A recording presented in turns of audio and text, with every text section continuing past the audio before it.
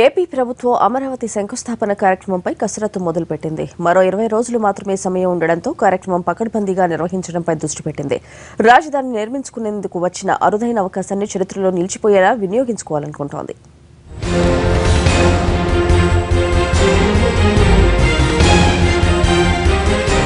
విజయదశమి రోజైన అక్టోబర్ 22నే రాష్ట్ర రాజధాని అమరావతికి శంకుస్థాపనగా నిర్ణయించింది ఏపీ ప్రభుత్వం.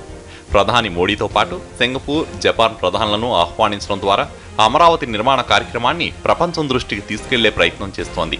అయితే ఇప్పటి వరకు భారత ప్రధాని రాకపై మాత్రమే ప్రభుత్వానికి కొంత క్లారిటీ వచ్చింది. సింగపూర్, జపాన్ ప్రధాని హాజరుపై ఇంకా సమాచారం రాలేదు.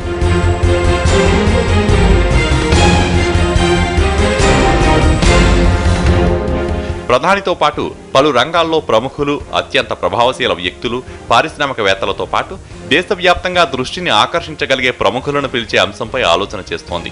ప్రముఖులను రప్పించడం ద్వారా జాతీయ, అంతర్జాతీయంగా గుర్తింపు పొందవచ్చు అనేది ప్రభుత్వ అంచనా. మరోవైపు 22న ముహూర్త సమయాన్ని కూడా ప్రభుత్వం నిర్ణయించింది.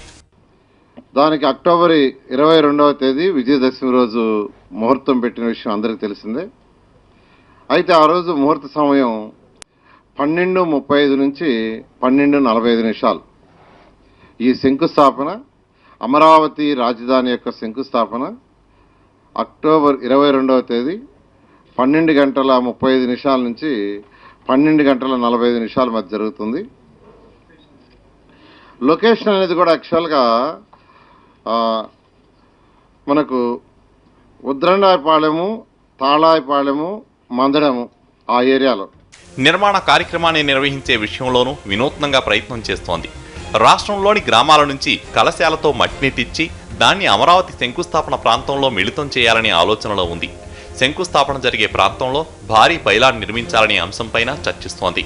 శంకుస్థాపన జరిగిన ప్రాంతాన్ని పెద్ద టూరిజం సెంటర్గా అభివృద్ధి చేయాలనే ఆలోచనలో ప్రభుత్వం ఉంది.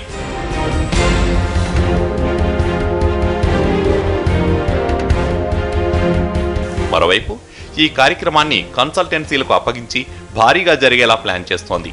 ఈ విషయంలో ఖర్చుకు వెనకాడకుండా చరిత్రలో నిలిచేలా కార్యక్రమం జరగాలన్నదే సర్కారు లక్ష్యమని ప్రభుత్వ పెద్దలు చెబుతున్నారు.